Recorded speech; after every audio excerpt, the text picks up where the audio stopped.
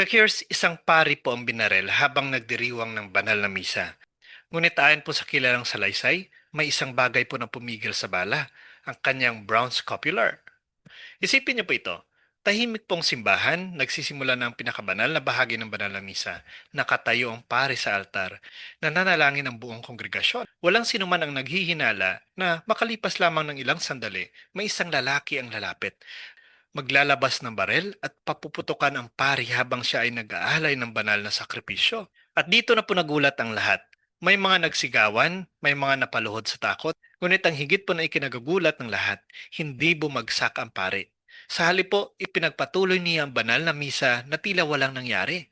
Ano pong pumigil sa bala at bakit iniugnay ng marami ang pangyayaring ito sa isang maliit na kayumangging tela na nakasabit sa kanyang liig? Kakiers, ayon po sa salaysay na binahagi ni Father Howard Rafferty, may isa pong paring Pranses na nasa pilgrimage. Habang papunta po siya sa simbahan upang magmisa, bigla niya naalala ang isang bagay. May nakalimutan siya. Hindi po ang kanyang aklat, hindi po ang kanyang salamin, kundi ang kanyang brown scopular. Isang maliit po na telang isinusuot ng maraming debotong Katoliko bilang tanda po ng kanilang pagtatalaga kay Maria at hangaring mamuhay bilang tapat na alagad ni Kristo. Naisip po ng pare na huling na ako kung babalik pa siya sa kanyang tinutuluyan. Maantala ang misa. Ngunit may isa pong nasa kanyang puso. Ayaw niyang ipagdiwang ang banal na misa nang hindi suot ang kanyang brown scopular. Kaya kahit alam niyang mahuhuli siya, bumalik siya. Isinuot niya ang brown scopular at saka nagtungo sa simbahan. Marahil sa isip niya, isa lamang itong maliit na desisyon. Ngunit hindi niya po alam na maring ito po ang magligtas sa kanyang buhay. Habang nagpapatuloy nga po ang misa, isang binata po ang lumapit sa altar. Walang nang hinala at biglan lang naglabas siya ng barel. Isang putok ang umalingaw po sa loob ng simbahan. Natural lamang po na isipin ng lahat na tapos na. Ngunit ayon po sa salaysay, hindi bumagsak ang pare, ipinagpatuloy niya pa rin ang panalangin. Nang matapos ang kaguluhan at siya'y suriin, isang pambihirang bagay po ang natuklasan. Ang bala umano ay hindi tumagos sa kanyang katawan. Ayon sa kwento, ito po ay natagpuan nakadikit sa kanyang brown scopular. Ito po ang dahilan kung bakit marami po ang naniniwalang ang Diyos ay kumikilos po sa isang pambihirang paraan. Now, totoo ba ito? Well, napakahalaga po ng bahaging ito. Ang kwentong ito po ay isang testimonya na isinalaysay po ni Father Howard Rafferty. Hindi po ito kabilang sa mga opisyal na himalang idineklara ng simbahan. At bilang Katoliko po, wala tayong obligasyong paniwalaan ng bawat pribadong salaysay. Ngunit maaari po tayong magnilay sa mensaheng dala nito. Sapagkat kahit hindi po opisyal na idineklara bilang himala, itinuturo pinito ang isang mahalagang katotohanan. Ang Diyos ay maaaring kumilos sa paraang hindi sa ating pagkaunawa. Ang bawat biyayang natatanggap natin ay nananatiling kaloob ng kanyang pag-ibig. Now, ano ba talaga itong brown scopular? May isa po kasing maling paniniwala na kailangan iwas to.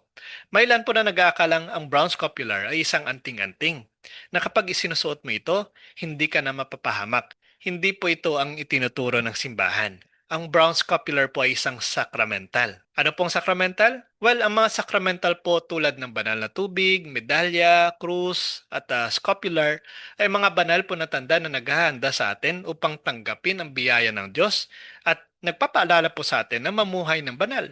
Wala po silang mahiwagang kapangyarihan sa kanilang sarili. Ang kapangyarihan ay laging nagmumula sa Diyos.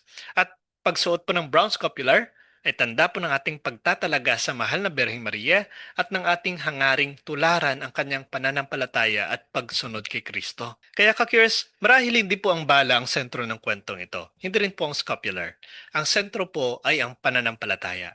Isang pari na handang bumalik kahit mahuli na siya dahil mahalaga sa kanya ang kanyang debosyon. At isang Diyos na nanatiling kumikilos ayon sa kanyang banal na kalooban. Now, matapos pong marinig ang kwentong ito, baka may ilan po sa inyo na nagtatanong na, kung magsusot ba ako ng brown scopular, hindi na rin ako mapapahamak? Napakalaga ng sagot. At ito pong malinaw na itinuturo ng simbahan. Hindi.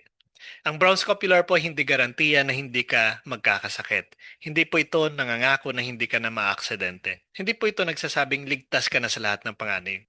Sapagkat kahit ang mga santo, nagkasakit, nagtiis, pinahirapan, at marami po ang naging martyr.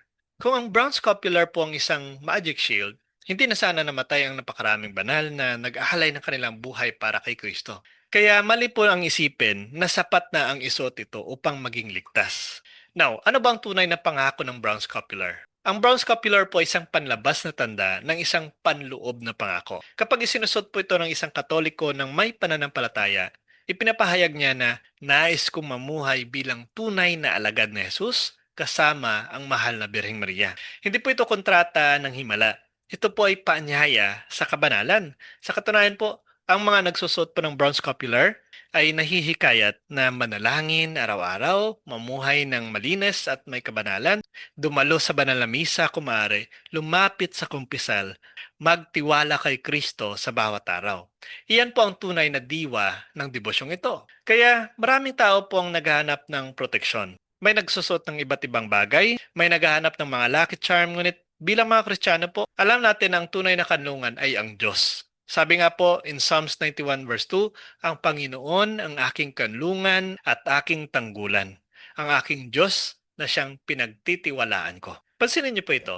Hindi sinabi po ng salmista na ang aking kwintas ang aking kanlungan. Hindi rin po ang aking medalya ang aking proteksyon. Ang sabi niya dito, ang Panginoon.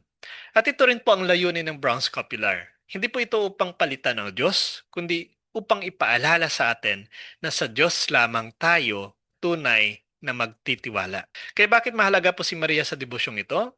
May ilan din po kasi nagtatanong na bakit si Maria ang laging kaugnay ng brown scapular? Well, dahil ang mahal na birhen po ay hindi kailanman naging hadlang kay Jesus. Sali po, lagi niya tayong inaakay patungo sa kanyang anak. Tandaan niyo po ang kanyang sinabi sa kasal sa Kana. John chapter 2 verse 5, gawin ninyo ang anumang sabihin niya sa inyo. Iyan po ang buod ng buong debosyon kay Maria. Hindi po ang tumingin kayo sa akin, kundi sundin ninyo si Jesus. Kaya ang isang taong tunay po na may debosyon sa brown scapular ay dapat ding mas mahal ang ebanghelyo, mas mahal ang banal na misa, mas mahal ang panalangin, mas mahal ang sakramento. Dahil iyan po ang buhay na itinuro ni Maria.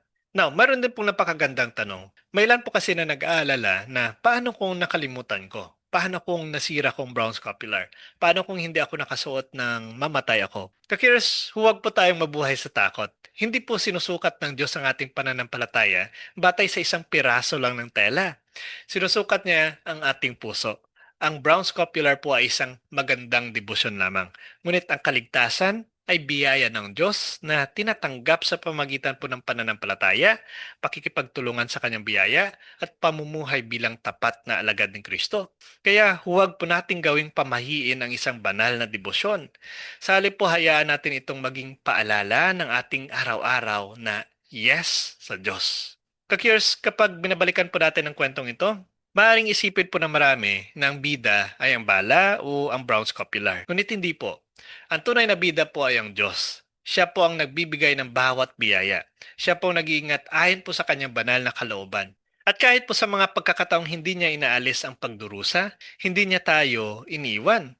Ito pong pinangako ng ating Panginoon Kristo. Matthew 28 verse 20. Ako'y sumasa inyo palagi hanggang sa katapusan ng panahon. Hindi niya po ipinangakong wala tayong pagdurusahan. Ngunit ipinangako niyang sasamahan niya tayo sa bawat pagsubok. Kakiers, marahil ang pinakamahalagang aral po ng kwentong ito ay hindi po ang tanong na makakapigil ba ng bala ang brown scapular? Ang mas mahalagang tanong po ay, kung tatawagin ako ng Diyos ngayon, handa ba akong humarap sa Kanya? Sapagkat walang sinuman po ang nakakaalam kung kailan matatapos ang ating paglalakbay sa mundong ito. Kaya ang tunay po na paghahanda ay hindi po ang pagkakaroon ng maraming sakramental, kundi ang pagkakaroon ng pusong nagmamahal sa Diyos. Isang pusong marunong magsisi, isang pusong marunong magpatawad, isang pusong namumuhay kasama si Kristo araw-araw. Kakiyers, ang brown scapular po ay isa sa pinakamahalagang debosyon ng simbahan. Ngunit ang tunay nitong layunin ay hindi upang bigyan tayo ng malaking pakiramdam ng seguridad. Ang layunin nito ay ipaalala sa atin na mamuhay tulad ng mahal na Birheng Maria na may buong pagtitiwala sa Diyos. Kung ang kwento po ito ang tunay na himala, papuri sa Diyos. Kung ito man ay isang testimonya na nagpapalakas ng pananampalataya ng marami, papuri sa Diyos. Sapagkat ang bawat tunay na devosyong Katoliko ay may isang layunin lamang.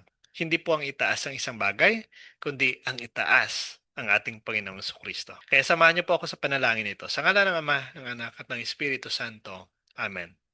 Panginoong Kristo, maraming salamat sa iyong walang hanggang pag-ibig at pag-iingat sa aming buhay. Tulungan mo kaming huwag magtiwala sa mga bagay lamang, kundi sa iyo na siyang bukal ng lahat ng biyaya. Sa pamagitan ng halimbawa ng mahal na Birheng Maria, turuan mo kaming maging mapagkumbaba, masunurin sa iyong kalooban, at tapat sa panalangin. Naway ang bawat sakramental na aming ginagamit ay maging paalala lamang ng mas malalim na katotohanan na ikaw ang aming tunay na kanlungan, pag-asa at kaligtasan. At kung dumating ang oras ng aming pagharap sa iyo, matagpuan mo kaming namumuhay sa iyong biyaya at pag-ibig. Sa ngalan ni Heso Kristo na aming Panginoon.